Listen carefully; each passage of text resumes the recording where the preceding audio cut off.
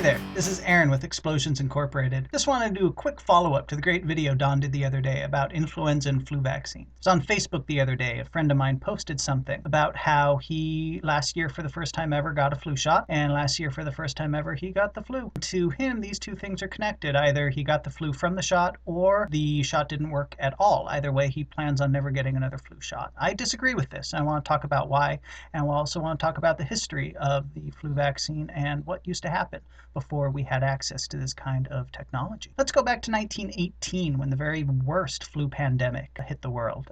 Between 1918 and 1919, between 20 and 40 million people died around the world from influenza. In America, 675,000 people died from influenza. Keep in mind we're coming out of World War I. That number is about 10 times as high as the entire number of Americans killed in battle in World War I.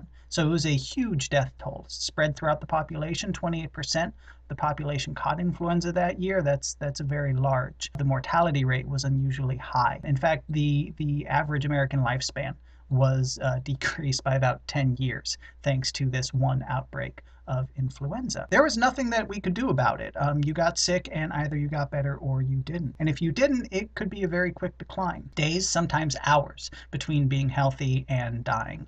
What's common is the fluid would build up in the lungs till the person would suffocate, basically drowning in your own mucus. And that is a horrible way to go, especially when there is no way to prevent or mitigate that kind of situation. It wasn't until 1938 that the first influenza vaccine was created by Thomas Francis and Jonas Salk. You might recognize the name Salk. In 1952, he created the first polio vaccine. Same general idea. You have dead or deactivated bits of what you're trying to prevent, and it is put into the body so that the body can recognize it, start to form defenses against it, so that in the future, if it runs into the live version, it's already primed for battle. Now, it was a hit right away, and as time has gone on, scientists have only gotten better at predicting what might happen with the next round of mutations.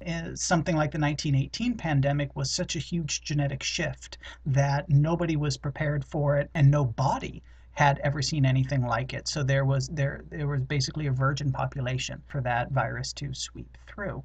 Modern day, we worry about things like H1N1 or swine flu, viruses that have the same ability to sweep through a population, and we're keeping an eye on the possible mutations of those. Right now, some of them are confined just to animals. They can't be transmitted to people, but if they could, they would represent that same kind of danger. So even if you get a flu shot, you can still get sick.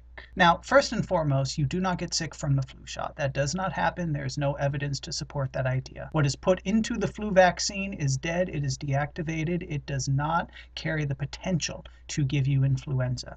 Even the nasal spray, which does contain some live cells, cannot give you influenza. That is not what happened, especially in my friend's case. You can, however, still get sick. There's a couple different things that can happen. Number one, you might already have the virus before you get the flu shot. A lot of people wait until flu season is in full swing to get their shot, and by that point they may have already encountered somebody who's sick, and that may be already in their body, and they may be going through the 2 to 4 day incubation period before they show symptoms. Also, 2 weeks after you get the shot is when your body is producing those antibodies against influenza. So in that 2-week time frame, you have still the chance of contracting influenza if you run into it. That's why we suggest that you get your shot as early before the season starts so that you are protected before the virus starts being widespread throughout the population. Even if you get sick, chances are you won't get as sick as you would have had you not gotten the flu shot. Let's say that for some reason it is 75% or lower, and they didn't make the right call, and for some reason the flu vaccine this year doesn't perfectly match up with the mutations. Even that partial match will lessen the symptoms of the flu. So maybe instead of violently vomiting for 2 weeks, you're only down for a week, maybe a little bit more than that. So even if you don't get complete immunity from it, you will get helped by the shot. Now, there's one more thing.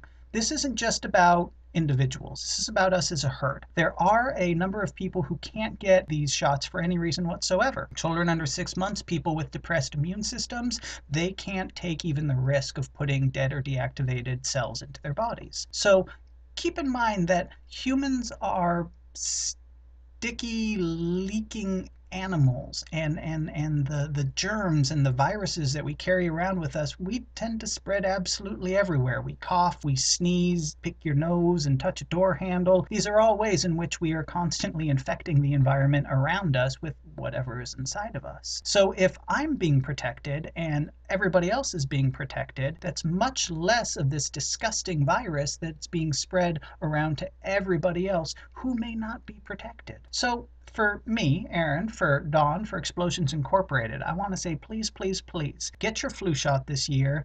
Get it as soon as possible. It's worth that little bit of cash out of your pocket or that little bit of time out of your day because it helps you, it helps me, it'll actually help all of us. I want to thank you for watching our video today. I also want to say if you have any ideas for topics that we can talk about, please let us know. We're always interested to shape what we do to the interests of the people who are paying attention to us. Once again, thank you very much for watching. Take care.